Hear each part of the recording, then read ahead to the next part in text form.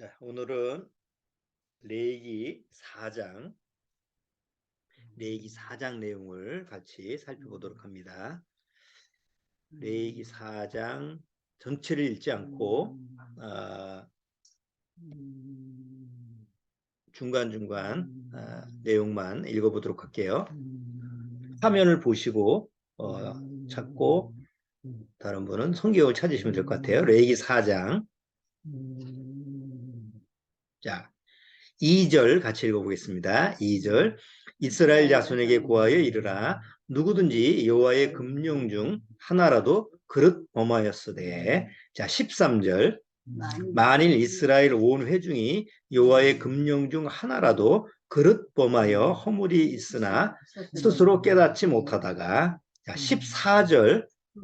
그 범한 죄를 깨달으면 회중은 수송아지를 속죄제로 드릴지니 그것을 회막 앞으로 끌어다가. 22절. 만일 족장이 그 하나님 여호와의 금령 중 하나라도 부지 중에 범하여 허물이 있었다가. 23절. 그 범한 죄에 깨우침을 받거든 그는 흠없는 수염소를 예물로 가져다가. 27절 28절.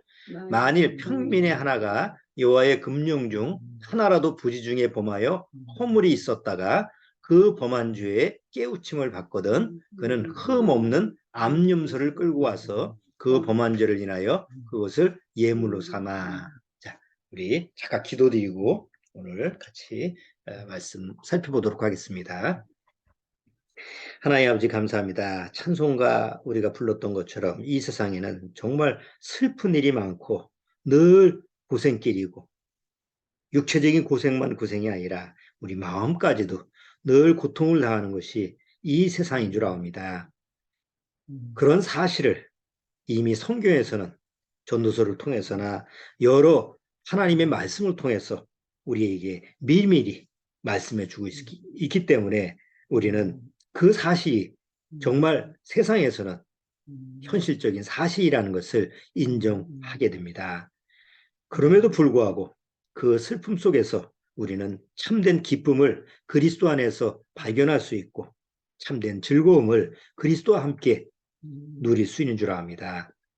이 세상에서 우리에게 주어지는 축복이란 세상 물질 축복이나 세상 일이 잘 되는 것이 아니라 이 죄악의 세상에서 늘 소망을 갖고 그리스도 안에서 참 기쁨과 참 즐거움으로 하루하루 주님과 동행하는 것이 진짜 축복이 되는 줄 압니다. 주님이 우리를 부르시는 그날까지 하루하루 정말 그리스도 안에서 인내하면서 참된 교제를 나누면서 그 즐거움을 맛보는 것이 우리가 이 지상에서 누려야 될 하나님의 지상 명령이기도 합니다. 그렇기 때문에 늘 말씀을 묵상하고 말씀을 듣고 읽으며 그 안에서 참된 기쁨을 누려야 될 줄 압니다. 오늘도 레위기의 속죄제라고 하는 부분을 통해서 하나님의 말씀을 깨우치기를 원합니다. 비록 우리는 깨닫기가 둔한 마음을 가지고 있지만 주님께서 지혜와 명철을 허락하사 주님의 말씀을 깨달아 우리 심령에 잘 새겨 은혜를 누릴 수 있도록 주님께서 인도하여 주옵소서. 예배 첫 시간에 오니 마치는 시간까지 주님께서 맡아 주관해 주옵소서. 예수님의 이름으로 기도드리옵나이다. 아멘.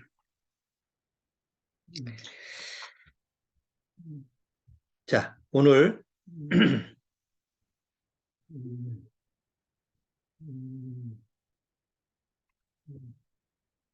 레위기 4장 내용을 지금 전체로 읽지는 않고 부분적으로 하나씩 읽어봤는데 거기에 보면 공통되는 그 반복되는 단어가 하나 나오는데 그게 뭐냐면 그릇이라는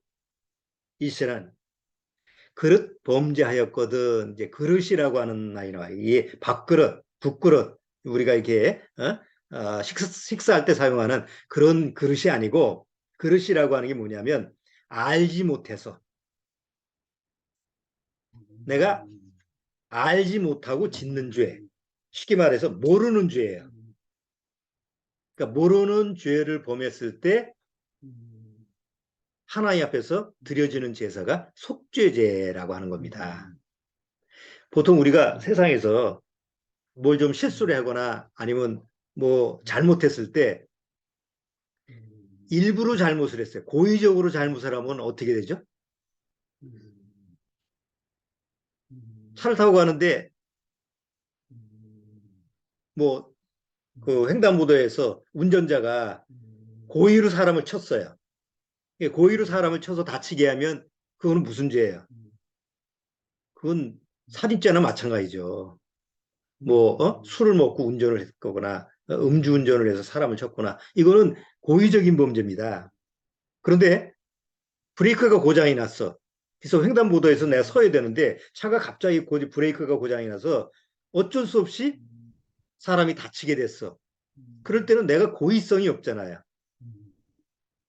자, 그럴 때 이제 그릇 범죄한 경우에 성경에서는 예를 들어서 누가 도끼질을 하는데 도끼로 나무를 이렇게 패는데 도끼자루가 도끼에서 이렇게 떨어져 나갔어요. 그래서 뒷사람이 맞았네. 그 뒷사람이 맞아서 죽었어. 그럴 때는 고의로 내가 그런 게 아니잖아요. 그럴 때 그릇 범죄했다라고 성경은 우리말로 그렇게 이제 번역을 했어요. 영어로는 ignorance라 해가지고 무지한. 그러니까 ignorance 이렇게 하면은 전혀 모르는 내가 알지 못하는 거예요. 전혀 알지 못했을 때 사용하는 단어예요. 자, 그런데 여기 속죄죄는 내가 모르는 죄에 대해서 하나님께 예물을 드리는데 단 조건이 있어요. 여기 우리가 아까 레위기 4장을 한번 다시 한번 보세요. 레위기 4장을 다시 한번 보면 언제 예물을 드리느냐면 무조건 모르는 죄에 대해서 예물을 드리는 게 아니에요. 보통 교회 나가는 사람들이 그 회개 기도하라고 그러면 아침에 나가서 막 내가 지난주에 누구를 미워했고 누구한테 뭐 거짓말을 했고 뭐 이렇게 쫙 기도하다가 맨 마지막에 하는 멘트가 있어요. 그게 뭐냐면 내가 미처 알지도 못하는 죄를 좀 용서해 주세요라고 단서를 붙여요. 내가 아는 죄만 얘기할 수는 없잖아요. 내가 죄를 저질렀는데 내가 뭔 죄를 저질렀는지도 모르는 죄가 있을 것 같잖아요. 양심에. 그러니까 회개 기도를 할 때 내가 미처 모르는 죄까지 다 용서해 주세요라고 이렇게 회개 기도할 때 그렇게 해요. 그럼 그게 올바른 기도일까요? 여기 레위기 4장을 보면 13절, 14절 잘 보시면 만일 이스라엘 온 회중이 여호와의 금령 중 하나라도 그릇 범하는 건 알지 못하고 범했어요.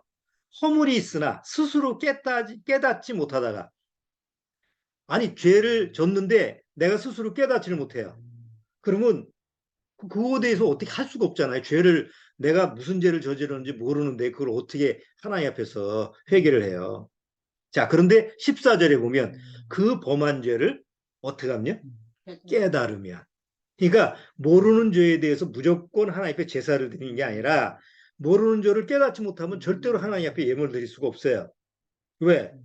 그 죄에 대해서 스스로 알지 못하니까. 그러니까 여전히 그 죄의 문제는 남아있는 거죠. 자, 그런데 그 죄가 내가 이런 죄를 저질렀었구나. 난 그거 죄인지 몰랐는데 하나님 앞에서 내가 이런 죄를 범했네. 그런 것이 깨달아졌을 때 하나님 앞에서 희생 제물을 드리는 게 속죄죄다. 자, 이 말은 다시 말해서 내가 죄를 모르는 거에 대해서는 하나님 앞에서 그 죄에 대한 제사를 드릴 수 있다 없다? 없어요. 그러니까 반드시 죄를 깨달아야만이 그 죄에 대한 제사를 드릴 수가 있어요. 그러니까 아까 기도하는 것처럼 내가 모르는 죄도 다 용서해 주세요라고 하는 기도는 잘못된 기도예요. 자, 한번 우리가 세상적인 예를 하나 들어볼까요? 세상적으로 그 유대인들 홀로코스트라는 게 있어요. 그 700만 명이 히틀러에 의해서 학살을 당했죠. 700만 명이 죽었어요. 자, 그런데 거기에 중간 그 관리자가 있어요. 중간 그 히틀러가 이제 명령을 내리면 그 명령을 통해서 유대인을 죽이는 그 역할을 단계별로 이렇게 히틀러가 명령을 내리면 그 위에 그 직책 있는 사람이 그걸 받아서 수행을 하고 그 밑에 이렇게 하잖아요. 근데 중간 관리자격인 아이만이라는 그 사람이 있었어요.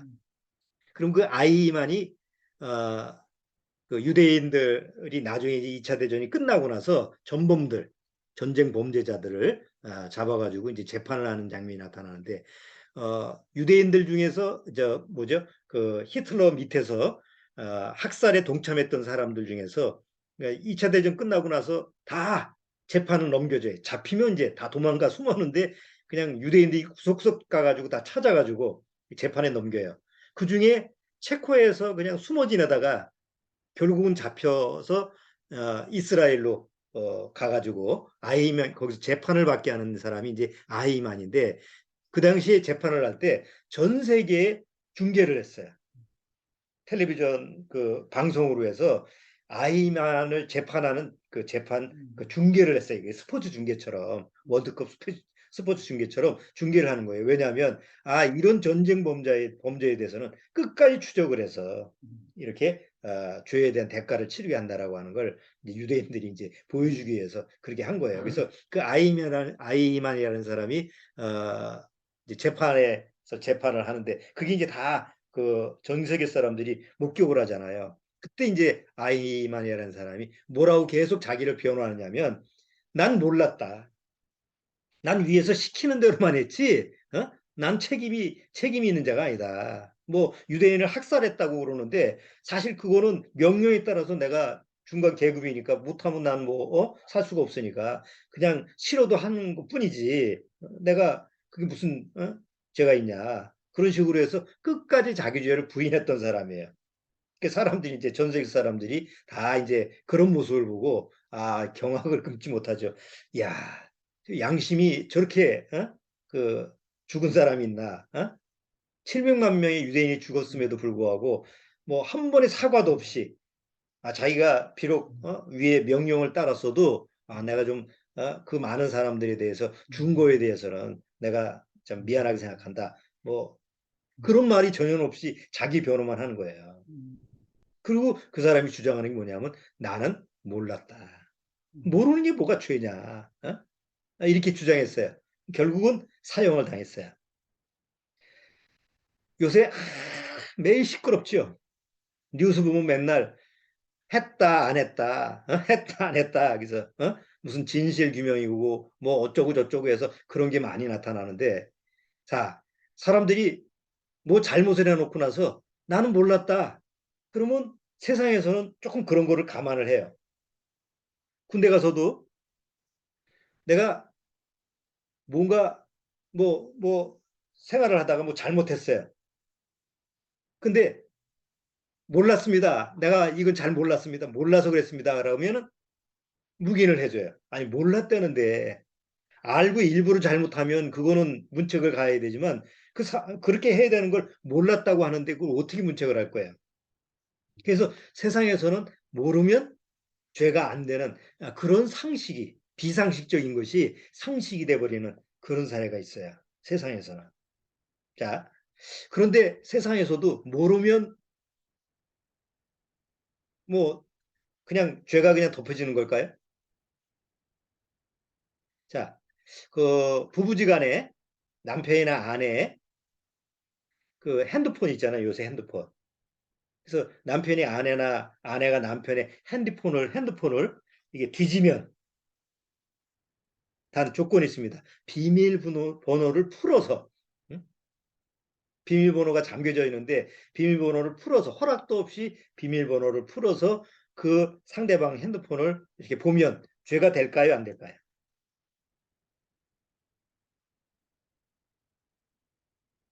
사이가 좋을 때는 죄가 전혀 안 됩니다. 사니 못 사니 할 때는 정보통신법에 위반됩니다. 허락 없이 배우자의 핸드폰을 마음대로 봐가지고 거기서 어디 누구를 만나고 하는지, 바람을 폈는지 이런 거 확인했다고 해도 그거는 정보통신법에 위반돼. 나 그런 거 몰랐어요. 그런 게 법에 있는지 몰랐어요. 라고 얘기해도 법에서는 그건 잘못한 거예요. 그건 죄야. 이렇게 하죠. 길거리 가다가 푸르푸르한 게 보여. 낙엽인가 했더니 10,000원짜리야. 우리는 쉽게 그냥 주워요. 1,000원짜리, 10,000원짜리. 이렇게 주워요. 그게 죄가 될까요? 아유, 뭐 10,000원짜리 주웠는데 이 10,000원짜리 주는다고 누가 잡아가? 안 잡아갑니다. 그러나 100만 원을 주웠다면 어떻게 되죠? 갖다 보고해야지. 예? 100만 원을 딱 갔는데 100만 원짜리야. 어? 100만 원 그 돈 뭉치를 떨어뜨리는 사람 없지. 근데 수표, 종이 수표 같은 거는 떨어뜨릴 수 있잖아요. 보니까 100만 원짜리 수표야. 그러니까 내가 주워서 신나게 썼어. 어떻게 될까요? 죽는 사람이 임자잖아. 세상 말에는 죽는 사람이 임자지. 그 주술 수 있잖아요. 죄가 될까요, 안 될까요? 점유 이탈물 횡령죄입니다. 물건을 주는 것도 마찬가지예요. 아니 뭐 세상에서 그거 가지고 문제가 되는 게 없는데 어떤 경우에는 문제가 된다. 이게. 음. 아파트 계단에서 여기 보시는 프린터가 한 2주 동안 버려져 있었어요.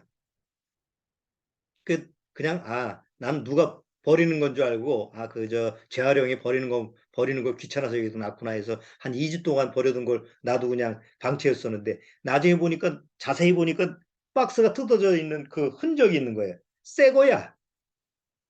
그래서 주워왔어. 아직까지 아무 문제가 없어요. 근데 만약에 이게 문제가 되면 나도 점유이탈물 횡령죄가 되는 거예요. 음. 저기 피아노처럼 가져가도 됩니다. 이렇게. 그러고 보니까 다 얻은 거네. 예?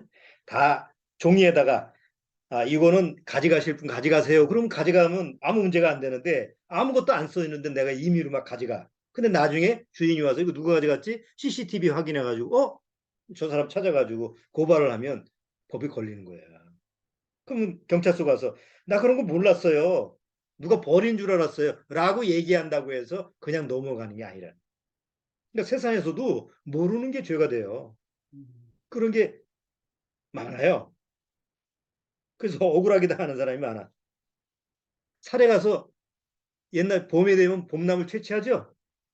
도토리, 요즘 돌아다니면서 도토리 주는 사람도 많잖아. 밤 산에 가가지고. 그것도 점유이탈물 횡령죄. 산주인이 보면. 여기 공원 가보세요. 뭐라고 써붙였어요?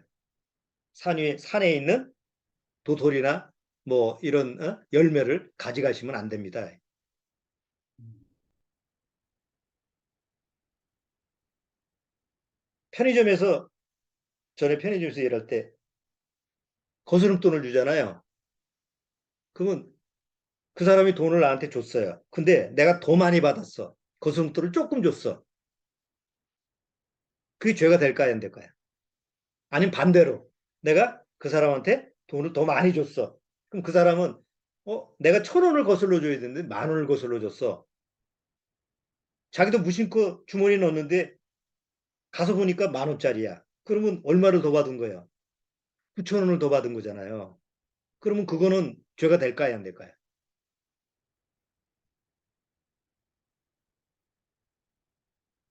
법에 걸리면 죄가 되는 거예요. 반드시 다시 가서 돌려줘야 돼요. 근데 가져오는 사람은 한 사람도 없어요. 돈을 적게 받아보면 꼭 와요. 근데 많이 가져간 사람 절대 안 와. 그러니까 뭐 그런 게 뭐 그 살다 보면 그런 게 있을 수 있다 하지만 세상 법에서도 모르지만 그게 법으로 저촉되는 게 무한정 많은 거예요. 그러니까 우리가 모르니까 그냥 지나가는 거지. 여러분 세상에서도 모르는 게 잘못이 아닌 게 아니고 모르는 게 잘못일 경우가 많아요. 모르는 게 죄예요. 하나님 앞에서 모르는 게 죄라고 하는 게 바로 오늘 속죄죄라고 하는 그런 예물을 하나님 앞에 드리는 거예요. 음. 자, 음. 음. 보통 우리가 음.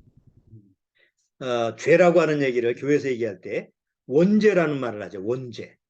원죄가 뭐가 원죄예요? 원죄. 예? 천주교에 보면 원죄 없으신 마리아 뭐 이런 식으로 프랭카드도 써 있어요. 마리아도 죄인으로 태어나는데 원죄가 없을 수 있나요? 원죄가 뭐죠? 아담과 하와가 하나님 말씀을 어긴 게 원죄예요. 그게 성경에서 신이라고 하는 단수로 되는 것을 바로 이제 원죄라고 하는 개념에서 다뤄요. 그럼 원죄라고 하는 게 성경에서 뭘 얘기하느냐? 바로 속죄죄에 대한 속죄죄, 모르는 죄예요. 내가 죄인으로 태어났는데도 불구하고 내가 죄인인 줄 모르고 사는 게 원죄야. 물론 그렇게 된 이유는 그렇게 된 그 원인은 아담과 하와가 하나님 말씀을 어기고 결국 죄로 타락된 그 이야기가 그 죄에 대한 이유지만 예? 실제로 원죄라고 하는 것은 원래 하나님과 나와의 관계 속에서 하나님은 사람을 창조하셨을 때 동물과 다르게 창조하셨어요. 자, 어, 동물은 어떤 모습으로 살아가죠? 동물은 본능대로 살아가죠. 여러분 동물의 왕국을 잘 보시면 뭐 물고기는 물고기가 사는 방식이 있죠. 예를 들어서 연어가 수천 킬로미터 떨어진 그런 바다에서 자기가 태어났던 곳, 어디 강 상류, 어디 저 거슬러 올라오면 어디 저 계곡 같은 데 말이죠. 그 동물의 왕국 보면 그 폭포 같은 데를 막 거슬러 올라가 가지고 자기가 태어났던 곳으로 다시 회귀하잖아요. 그걸 뭐라고 그래요? 그걸 본능이라고 그래요. 누가 가르쳐 주지도 않았는데 본능대로 살아요. 새는 나는 거. 누가 가르쳐 주지도 않았는데 새는 날아요. 물고기는 물속에서 살고. 그러니까 모든 생물체가 본능대로 살아가요. 하나님이 동물은 본능대로 살게 하셨어요. 그런데 동물 안에 하나님이 들어갈 장소는 동물한테는 허용을 하지 않으셨어요. 사람은 사람도 동물처럼 본능이 있죠. 본능이 뭐예요? 본능적인 욕구가 있잖아요. 먹고 싶은 욕구, 예? 배설하는 욕구, 뭐, 하여튼 우리가 인간적으로 살아가면서 꼭 필요한 욕구, 본능적인 요소가 있죠. 그런데 하나님은 인간이 동물처럼 그런 본능대로 살아가는 것처럼 비슷하게 이렇게 만드는 것 같아도 실제로 사람 안에는 본능대로 살아가는 게 아니라 그 안에 하나님이 뜻대로 살아가게끔 사람은 동물하고 이렇게 구분을 시켜놨어요. 그래서 사람 안에만 하나님이 들어갈 수 있는 장소를 마련했어요. 그게 영이라는 부분이죠. 그래서 동물은 하나님을 안 믿어도 돼요. 하나님을 믿을 필요가 없어요. 태어나서 죽을 때까지 하나님과 무관하게 살아가도 그건 죄가 안 돼요. 근데 인간은 원래 창조될 때서부터 사람 안에는 하나님이 들어가서 살 수 있는 장소를 마련했기 때문에 죄가 뭐냐? 하나님이 계셔야 될 곳에 하나님이 안 계시는 게 죄예요. 상담할 때 항상 죄가 뭐냐라고 하는 것을 설명을 하는 게 있어요. 화살을 쏘는 궁수가 화살을 쏘는데 관역이 있잖아요. 관역에 처음 동그란 거, 제일 점수가 많은 거 주변에 동그란 몇 개가 있죠. 그래서 정중앙을 맞추는 것이 이제 궁수가 이제 화살을 쏘면서 그렇게 시합을 하잖아요. 대회를 하잖아요. 죄라고 하는 게 뭐냐? 화살을 내가 딱 쐈는데 정확하게 관역을 맞추면 죄가 안 돼요. 그런데 조금이라도 관역에서 벗어나면 그걸 죄라고 하는 거예요. 하나님이 사람을 창조하셨을 때는 그 사람 안에 하나님이 들어가실 장소를 마련했기 때문에 항상 하나님 보시기에 사람 안에는 뭐가 있어야 돼요? 하나님이 들어가는 장소에 하나님이 계셔야 돼요. 그러니까 하나님이 나를 봤을 때, 쟤를 보니까, 어, 내가 들어가 있네. 내가 있어야 될 장소에 내가 들어가 있구나. 내가 영으로 들어가 있구나. 이렇게 보면 하나님 보실 때는 죄가 안 되는 거예요. 쟤는 죄가 없어. 비록 이 육신의 여러 가지 모습에 죄라고 하는 것이 막 더덕더덕 붙어 있어도 뭐 그건 다음 주에 속건죄에 대해서 얘기할 때 말씀을 드리겠지만 근원적으로 내 안을 들여다보는데 내 안에 하나님의 영이 없으면 아무리 외형적으로 깨끗해도 의롭게 살아도 하나님 보시기에는 그게 죄다 이거예요. 그런데 보통 사람들이 세상에 살 때는 남을 미워하고 살인을 하고 간음을 하고 강도질을 하고 뭐 거짓말하고 이런 것만 죄로 알았지. 내 안에 하나님이 계시느냐 안 계시냐 이거 가지고 이게 죄다 아니다 이거 가지고 다루진 않잖아요. 그렇죠? 어디 사람들끼리 만나가지고 자연스럽게 대화를 하는데 아이고 종교가 뭐예요? 이게 물어보면 난 기독교예요. 난 불교예요. 난 이슬람교예요. 이렇게 얘기할 수 있잖아요. 근데 당신 안에 하나님이 계십니까? 이렇게 물어보는 사람은 구원받은 사람 말고 별로 없어요. 교회를 나가도 종교가 뭐죠? 하나님 믿으세요? 예수 믿으세요? 이렇게 물어보지. 당신 안에 하나님이 계십니까? 하나님이 들어갈 장소에 하나님이 살고 계십니까? 이렇게 직접적으로 물어보질 않죠. 또 물어보고 싶어도 물어볼 수가 없어요. 그 말 자체를 못 알아들으니까. 왜? 사람들은 그거 가지고 신경 쓰질 않거든요. 그런데 성경에서는 하나님이 내 안에 계시지 않는 게 그게 바로 원죄고 그게 바로 근원적인 죄라는 거예요. 거기서부터 문제가 시작되는 거예요. 왜? 아담이 하나님 말씀을 어기고 타락된 다음에 아담 안에서 태어난 모든 사람들은 다 그 안에 누가 없이 태어나요? 하나님이 없이 태어나는 거예요. 그래서 죄인이라고 하는 거예요. 왜 뱃속에 있는 아기도 죄인이라고 그러죠? 왜 시편 51편에 내가 날 때서부터 죄인으로 태어났다. 날 때서부터 내가 죄인으로 태어났다고 왜 얘기를 해? 왜 이렇게 고백을 하죠? 아담의 후손으로 태어난 모든 자연인은 태어날 때서부터 내 안에 하나님이 들어갈 장소에 하나님이 없는 거예요. 그게 성경에서 얘기할 때 바로 원죄고 하나님이 말씀하시는 죄의 근원이에요. 나 그런 거 신경 안 씁니다. 난 뭐 그런 거 몰라요. 오늘 하나님 앞에 갔어요. 너는 지옥과 심판을 받아야 된다라고 했을 때 난 몰랐어요. 나한테 이런 걸 가르쳐 주는 사람이 없었어요. 여러분 지금서부터 200년 전에 조선시대 우리나라의 조선시대 그 전에 500년 전 우리나라 역사에 복음이라는 게 없었던 시절에 사극에 맨날 나오잖아요. 사람들이 우리 조상들 말이죠. 그들은 들어본 적도 없어요. 복음을 접해 본 적도 없어요. 그런 얘기를 들어본 적도 없어요. 성경을 전해준 사람도 없었어요. 억울하잖아요. 그들은. 그렇잖아요. 우리 조상 몇 대손 가면 하나님하고 아무 관계도 없이 살았어요. 복음을 들어보지도 못하고 들을 기회도 없었어요. 우리나라를 위해서 목숨을 바쳤던 이순신 장군. 복음을 들어본 적도 없어요. 우리나라의 한글을 창제한 세종대왕, 그 위대한 왕도 복음을 들어본 적도 없어요.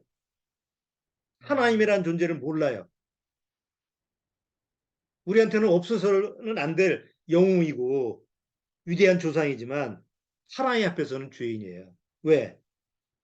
그 안에 누가 없으니까.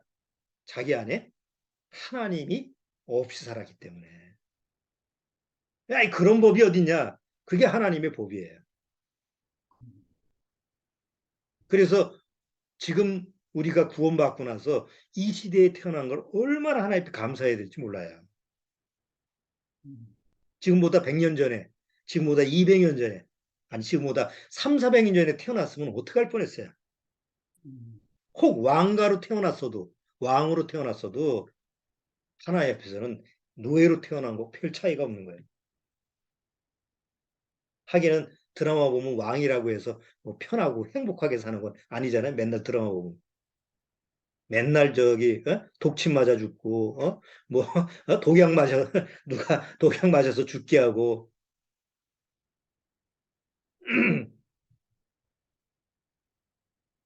자 그런데 하나님 보시기에 아담의 후손들이 뭘 모르고 살아가냐면 죄에 대해서 모르고 살아가는 거예요. 자기 안에 하나님이 없고 하나님이 없이 살아가는 것이 죄다라고 하는 걸 모르고 살아가는 거예요. 유대인들조차도 하나님을 믿는 유대인들조차도 전통적으로 그냥 조상 대대로 하나님을 믿었는데 종교적으로는 믿지만 그 안에는 누가 없어요. 자기 안에는 하나님이 없어.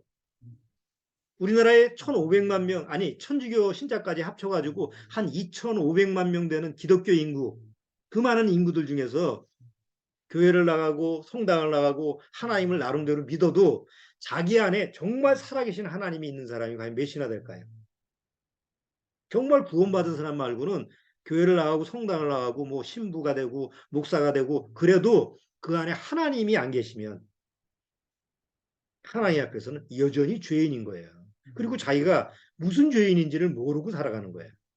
목사라 하더라도. 자, 그렇기 때문에 하나님은 성령을 보내셔서 뭘 깨닫게 하신다고 그랬어요. 첫 번째, 성령이 오면 의에 대해서 심판에 대해서 아니에요. 먼저 깨닫게 하는 게 죄에 대하여서.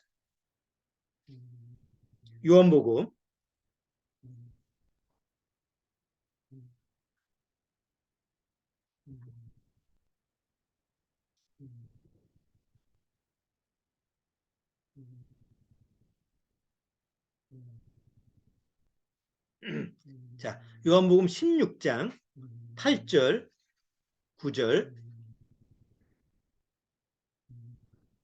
자, 요한복음 16장 8절 9절. 그가 와서라는 그는 성령님이에요. 성령이 와서 죄에 대하여, 의에 대하여, 심판에 대하여 세상을 책망하시리라. 죄에 대하여라 하면 저희가 나를 믿지 아니하며. 나가 누구예요? 하나님이죠. 예수님이 오셨을 때 예수님이 오셨음에도 불구하고 유대 종교 하나님을 절대적으로 믿는 유일신 종교인 유대인들은 예수님을 하나님으로 인정 안 했죠. 결국은 그래서 전 세계로 흩어지잖아요. 하나님을 인정하지 않는 거예요. 그게 원죄고 그게 죄의 근원이에요. 자, 내 마음에 성경에서 뭐라고 그랬어요? 하나님을 모르는 자 내가 심판하겠다. 데살로니가 후서 1장. 데살로니가 후서 1장 7절. 환난 받는 너희에게는 우리와 함께 안식으로 갚으시는 것이 하나님의 공이시니 주 예수께서 저의 능력의 천사들과 함께 하늘로부터 불꽃 중에 나타나실 때 첫 번째 누구예요? 하나님을 모르는 자들, 살인자들, 강도범들, 간음자들 이런 사람들을 형벌을 주는 게 아니고 하나님을 모르는 자들. 그러니까 하나님을 모르는 게 원죄예요. 하나님을 모르는 게 죄의 뿌리예요. 죄의 근원이에요. 그럼 하나님을 모르는 자는 마음속에서 뭘 가지고 있어요? 왜 하나님을 모를까요? 성경에는 하나님을 알 수 있게 하는 내용들이 다 기록되어 있잖아요. 또 정말 관심이 있다고 한다면 하나님 살아계신 하나님을 전하는 사람들도 아직 세상에 있어요. 진짜 하나님의 복음을 전할 수 있는 구원받은 전파자들이 있어요. 자, 하나님을 모르는 자들은 하나님에 대해서 관심이 없는 사람들이죠. 그래서 로마서 1장에는 뭐라고 돼 있어요? 로마서 1장 28절에 또한 저희가 마음에 누굴 두기 싫어해요? 하나님 두기를 싫어해. 자, 우리 안에 하나님이 들어갈 장소가 있다고 그랬죠? 동물한테는 절대로 없어요. 동물한테는 절대로 없는데 사람한테만 하나님이 들어갈 장소가 있어요. 그런데 인간이 죄로 타락된 다음에는 그 사람 안에 하나님이 들어갈 장소에 누가 들어가 있어요? 사단이라는 사단이 들어가 있어요. 음, 사단 마귀가 딱 거기 들어가 있어요. 그리고 그 안에서 하나님을 배척하는 거예요. 음, 이건 내가 하나님을 두기 싫어하기 때문에 그런 게 아니고 내 안에 들어온 사단의 영, 음, 사단 그 마귀의 영이 음, 하나님을 못 들어오게 하는 거예요. 음, 그걸 내가 어떻게 할 수 있겠어요? 음, 음, 그래서 또한 저희가 마음에 하나님 두기를 싫어하며 그래서 하나님이 그냥 내어버려 둔 거예요. 하나님이 내 안에 없이 살 때 그 삶이 행복한지 불행한지. 음, 마태복음 13장 음, 교회 나가서 성경을 그렇게 배우고 그렇게 설교를 듣고 그래도 하나님을 음, 자기 안에 음, 모시지 못해요. 대다수 기독교인들이. 음, 왜 그럴까요? 여기 이사야 선자의 그 비유를 음, 여기서 인용을 하죠. 마태복음 13장 13절에서 15절 제가 또 읽어볼게요. 그러므로 내가 저희에게 비유로 말하기는 저희가 보아도 보지 못하며 들어도 듣지 못하며 깨닫지 못함이니라. 이사야의 예언이 저희에게 이루었으니 일렀을 너희가 듣기는 들어도 깨닫지 못할 것이요 보기는 보아도 알지 못하리라. 이 백성들의 마음이 완악하여져서 그 귀는 듣기에 둔하고 눈은 감았으니 이는 눈으로 보고 귀로 듣고 마음으로 깨달아 돌이켜 내게 고침을 받을까 두려워함이라 하였느니라. 그러니까 내 안에 왜 하나님을 모시지 못하느냐? 왜 하나님이 내 안에 들어오시지 못하느냐? 내 안에 뭐가 있어서 그래요? 하나님을 배척하는 마음, 하나님을 내 안에 두기 싫어하는 마음이 있어서 그런 거예요. 그걸 누가 넣어준 거죠? 그게 바로 사단이 넣어준 거다. 그러니까 사단의 영이 내 안에 들어가 있으면 아무리 교회를 열심히 나가도 하나님이 내 안에 들어오실 수가 없는 거예요. 그런 상태를 뭐라고 하느냐 하면 그게 바로 원죄고 바로 죄의 근원이다. 속죄제에서 얘기하는 죄가 바로 그걸 얘기하고 있는 거예요. 자,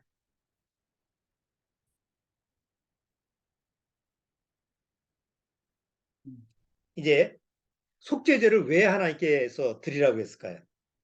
아까 레이기 보니까 죄를 졌는데, 자, 레이기 한번 다시 한번 볼게요. 이 얘기를 여기 4장에 여기 잘 보세요. 3절에 보면 만일 이스라엘 온 회중이 여호와의 금령 중 하나라도 그릇 범하여 이렇게 온 회중이라고 나오죠.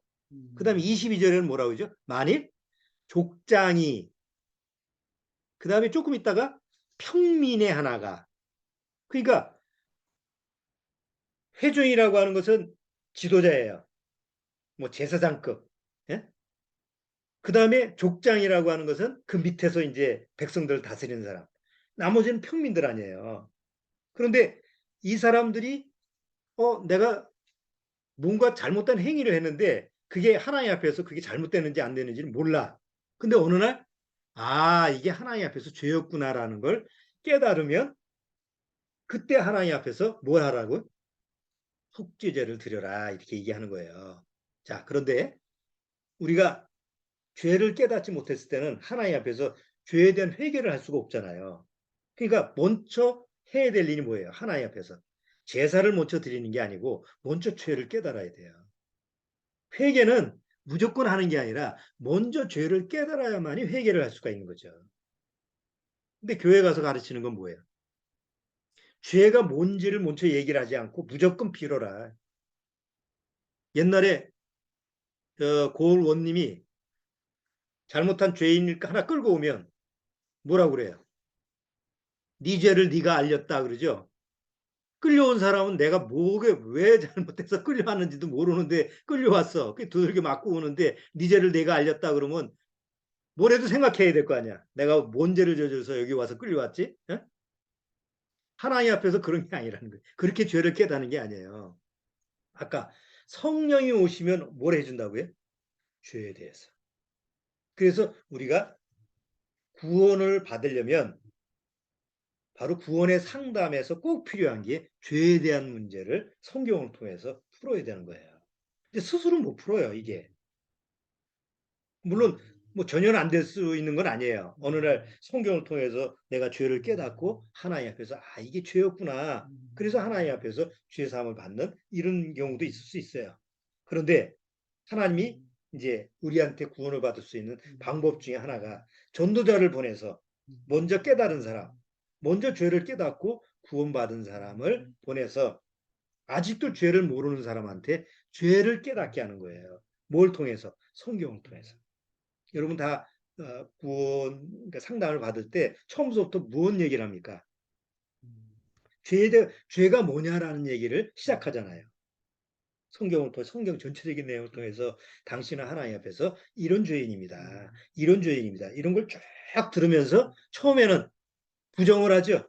난 그런 죄 안 저질렀어요. 난 그런 죄인 아니에요. 난 그래도 동네 사람들한테 다 물어보세요. 뭐 죄 없어도 살 사람이라고 그러는데요. 처음에는 자기를 부정하고 나는 그렇게 죄인 아니다 이렇게 막 박박 우기다가 어느 날 성경을 통해서 하나씩 하나씩 하나씩 당신은 하나님 앞에서 이런 죄인입니다라고 성경을 통해서 보니까 어느 날 정말 내가 그런 죄인이었구나라는 걸 깨닫고 깨달으면 뭐예요? 하나님 앞에 나와서 진짜 회개를 하게 되잖아요. 그러니까 그런 과정이 없이 구원받을 수가 없어요. 자, 이제 속죄죄가 어떻게 해결되는가 보시죠. 자, 하나님 앞에서 죄를 깨달으면 속죄 제물을 하나님께 드리라고 그랬어요. 그럼 속죄 제물을 어떻게 드려요? 하나님 앞에 번제단 앞에서 이제 속죄 제물을 드리는데 화목제나 번제는 고기를 다 번제단에서 불살라요. 그렇죠? 피는 제단에 바르고. 그런데 이 속죄제는 고기를 거기 나오는 뭐 소의 내장이나 이런 걸 갖다가 제단에다가 불사르질 않아요. 피만 뿌려요. 그리고 그 죄에 대한 제물은 어디에 가서 불사르느냐? 진 밖에 나가서 거룩한 성소에서 그 거룩한 하나님의 그 언약궤가 있는 그 번제단에서 불사르는 게 아니고 진 밖에. 진 밖이라는 게 뭐예요? 이스라엘 민족의 진영 밖에서 쓰레기 버리는데 그런 데 가서 속죄 제물을 거기서 불살내게 돼 있어요. 이건 뭘 얘기하느냐? 죄에 대해서 예수님이 죽으실 때 성문 밖에서 죽으시는 모습하고 같은 예표예요. 요한복음을 한번 볼게요. 여기 요한복음 18장 여기서 보여드릴게요. 요한복음 18장 요한복음 18장 11절에 예수님께서 베드로더러 이르시되 거물 집에 꽂으라 아버지께서 주신 잔을 내가 마시지 아니하겠느냐. 아버지께서 무슨 잔을 주셨어요? 너는 아담 이후의 모든 죄를 네가 뒤집어 쓰고 죽어라. 그렇죠? 그런데 예수님은 그거를 억지로 하는 게 아니고 뭐라고 해요? 아버지께서 주신 잔을 내가 마시지 아니하겠느냐니까 자의적으로 스스로 우러나서 마셨죠? 요 내용이 번제예요. 번제는 기쁘게 하나님의 뜻을 받아들이는 거예요. 그런데 속죄제는 인간의 죄를 대신해서 하기 때문에 자, 속죄제는 마태복음 26장에 조금 나아가서 39절에 얼굴을 땅에 대시고 엎드려 기도하여 가랐을 때 내 아버지여 만약에 할만하시거든 이 잔을 내게서 지나가게 하옵소서. 아니 아까는 아버지의 뜻대로 이 잔을 내가 먹겠습니다 했잖아요. 아까는. 근데 지금 39절이면 말이 좀 다르잖아요. 이 잔을 지나가게 하옵소서. 그럼 뭐요? 앞에는 아버지 뜻대로 이 잔을 마시겠습니다 하다가 마음이 바뀌었나? 변심했나? 그러면 잘못된 거잖아요. 그러니까 예수님이 십자가에 죽으실 때는 나를 위해서 하나님이 이종성의 죄를 위해서 네가 대신 죽으라 라고 했을 때 예수님은 번제의 입장에서는 아버지의 뜻대로 난 기쁘게 마시겠습니다. 이렇게 하셨지만 십자가를 또 다른 십자가를 질 수가 없어요. 십자가는 똑같은 십자가에서 또 다른 입장에서는 이 이종성의 죄를 내가 십자가에 담당할 때 그 고통, 죄에 대한 하나님의 증오, 이거에 대해서는 내가 견딜 수가 없으니까 이 잔을 좀 지나가게 했으면 좋겠습니다. 이게 속죄제에 대한 예수님의 모습이에요. 이거를 성경을 통해서 하나님은 제사 제물에 대해서 예수님의 한 모습을 다양하게 이렇게 보여준 거예요. 구약의 예법이. 참 오묘한 거 아니에요? 십자가에서 죽는 모습만 보면 그냥 십자가에서 고통받고 죽으니까 우리는 보는 모습만 보면 아이고 아프시겠구나. 고통스럽겠구나. 나를 위해서 십자가에 죽으니까 아이 불쌍하구나. 그렇게 보는 관점에서만 볼 거 아니에요. 그런데 예수님이 십자가에 죽는 모습은 번제로서 봤을 때는 하나님이 기뻐하시는 예물이었지만 속죄제로 봤을 때는 내 죄에 대한 하나님의 증오가 얼마나 고통스러우냐 그 죽음의 맛을 보셨다라는 것을 그렇게 조명해 준다는 거죠. 이게 하나님이 아들을 통해서 우리한테 보여주시는 그 십자가의 모습이에요. 자, 번제로서는 여기 다시 한번 여기 번제로서 한번 보세요. 번제로서 보면 히브리서 10장 10절에 보면 이 뜻을 쫓아 예수 그리스도의 몸을 단번에 들이심으로 말미암아 우리가 뭘 얻었어요? 거룩함을 얻었어요. 예수님이 십자가의 단번에 죽으심으로만 내가 거룩함을 얻은 거예요. 자, 속죄제로는 속죄제로는 히브리서 13장 히브리서 13장 여기 11절부터 읽어볼게요. 이는 죄를 위한 짐승의 피는 대제사장이 가지고 성소에 들어가고 그 육체는 어디서? 영문 밖에서 불사름이라. 짐 밖에서 불사른 거예요. 왜? 레위 4장 11절 12절에 보면 찾진 않을게요. 11절 12절에 보면 속죄제 제물은 짐 밖에서 불사르라고 그랬거든. 그러니까 구약의 속죄 제물은 예수님의 모형인데 구약에서 왜 짐 밖에 불사르느냐? 앞으로 1500년 뒤에 예수님이 오셔서 바로 인간의 모든 죄를 모르는 죄를 위해서 그 원죄를 위해서 십자가에서 죽는데 성문 밖 골고다에서 십자가에서 죽는 그 모습하고 연결을 시키는 거죠. 13절, 12절. 그러므로 예수도 자기 피로써 백성을 거룩히 하려고 성문 밖에서 고난을 받으셨느니라. 그런즉 우리는 그 능력을 지고 어디로 가자? 영문 밖으로 가자. 영문 밖으로 가자라는 것은 세상을 좀 떠나라 이거예요. 우리가 세상 속에 살지만 세상 속에서 버무려져 가지고 그 속에서 뒤죽박죽 돼 가지고 그냥 진흙탕 그런 속에서 살지 말고 세상과 분리가 돼서 세상에 살지만 세상과 분리가 돼서 살아라 이거예요. 어떻게 그렇게 살 수 있습니까? 세상에 사는 동안은 세상에서 지지고 거기서 살아야죠. 그렇게 사세요. 그러면 고통 속에 살 수밖에 없어요. 세상은 즐거운 게 없어요. 기쁜 게 없어요. 그냥 슬픈 거 하나야. 그런데 세상에 같이 버무러지면 거기서는 절대로 슬픔에서 벗어날 수가 없어요. 고통에서 벗어날 수가 없어요. 왜? 그게 세상이니까. 그래서 하나님은 구원받은 사람들을 어떻게 해요? 세상에서 영적으로 분리를 시키는 거예요. 육은 거기에 있어도 영으로는 분리시키는 거예요. 그리고 히브리서 13장처럼 예수님이 자기 피로서 백성을 거룩히 하려고 성문 밖에서 고난을 받으셨지 않느냐. 이제는 예수님이 십자가의 죽으심으로 말미암아 네 안에 이제 구원받은 내 안에 누가 들어올 수 있어요?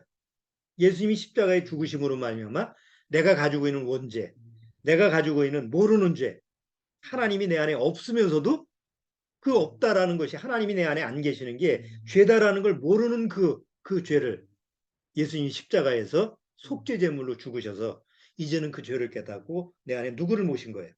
예수님을. 하나님을 모셔서 이제는 더 이상 하나님 앞에서 뭐가 없어요? 죄가 없는 거예요. 그렇죠? 지난주에 얘기했죠. 내 위에는 죄가 있다 없다. 내 위에는 죄가 없어. 하나님 보시기에는 죄가 없어요. 왜? 내 안에 하나님이 들어갈 장소에 하나님이 계시니까. 근데 여전히 내 안에는 뭐가 있다? 죄가 있다. 그건 속건제에서 얘기할 거예요. 자, 이제 마무리 해볼게요. 여기 히브리서 끝에 14절, 15절. 14절, 15절 같이 읽어보죠. 우리가 우리가 지금 사는 이 세상은 영구한 도성이 없고 오직 장차 올 것을 찾나니 이러므로 우리가 예수로 말미암아 항상 찬미의 제사를 하나님께 드리자. 번제, 속죄제 이게 아니고 이제는 찬미, 하나님을 찬양하는 찬미의 제사를 하나님께 드리자. 이는 그 이름을 증거하는 입술의 열매니라. 이게 구원받은 성도들이 취할 자세인 거죠. 자, 속죄제물은 레위기 4장을 자세히 한번 보시면 레위기 4장서부터 5장 이렇게 5장 중간 정도인데 4장 5장을 보시면 속죄제물을 어떻게 드리느냐라는 얘기가 나와요. 그 내용만 보면 복잡한 것 같은데 단순해요. 바로 예수님이 십자가에서 속죄제물로 죽으시고 그 피는 우리 죄를 위해서 다 제단에 뿌려짐으로 말미암아 죄가 사해졌고 우리의 육체, 죄의 육체는 예수님과 함께 진 밖에 나가서 영문 밖에 나가서 십자가에서 죽으심으로 말미암아 다 죄의 문제를 해결한 거예요. 더 이상 원죄가 없어요. 더 이상 내 안에 하나님은 모르는 죄가 없어요. 성경을 다 안다는 얘기가 아니고 여전히 하나님 앞에 나 모르는 죄 용서해 주세요 할 필요가 없어요. 왜? 이미 예수 그리스도께서 내 죄에 대해서 다 알게 하셨으니까. 그러니까 구원받은 사람은 정말 구원받은 사람은 모르는 죄가 없어야 돼요. 그 죄가 일일이 내가 설명할 수는 없어도 하나님 앞에서 죄가 바로 이런 거구나라는 것을 정확히 아는 사람이에요. 잘 모르면 속건죄에 대해서 잘 모르는 것뿐이지 속죄죄에 대해서 죄의 근원에 대해서는 모를 수가 없어요. 자, 오늘 속죄죄에 대해서 조금 설명을 드렸는데 조금 마음속에서 많이 한번 묵상을 해보시면 예수님께서 속죄제물로 십자가에서 죽었다는 사실이 은혜로 내 안에 이렇게 들어올 수 있어요. 그거를 잘 한번 기억하시기 바랍니다. 다음 주는 속건제라는 부분에 대해서 같이 한번 다뤄보고 한번 오늘 했던 얘기도 다음 주에 다시 한번 얘기하면서 정리를 하도록 하겠습니다. 자, 기도하고 오늘 말씀 여기서 마치도록 하겠습니다. 기도하겠습니다. 하나님, 정말 하나님 앞에서 나는 이제 죄가 무엇인지, 죄의 결과가 무엇인지, 그 죄의 영향력이 내 삶 전체에 어떻게 영향을 미쳤는지 이제 말씀을 통해서 깨닫고 있습니다.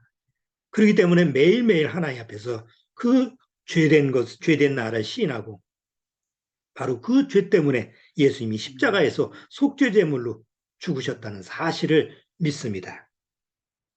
이제는 내 안에 예수 그리스도께서 하나님의 영으로 들어와 계셨기 때문에 내 위에는 죄가 없다는 사실을 믿습니다. 그렇기 때문에 더 이상 죄의 종로를 탈 필요가 없고 죄에 이끌려갈 필요도 없는 줄 압니다. 다만 사단은 여전히 내 주변을 맴돌면서 또 그 죄에 대해서 혼탁하게 하고 하나님이 죄의 사함을 이루어진 그 사실에 대해서 믿지 못하게 하는 그런 관계를 내 여러 가지 삶을 통해서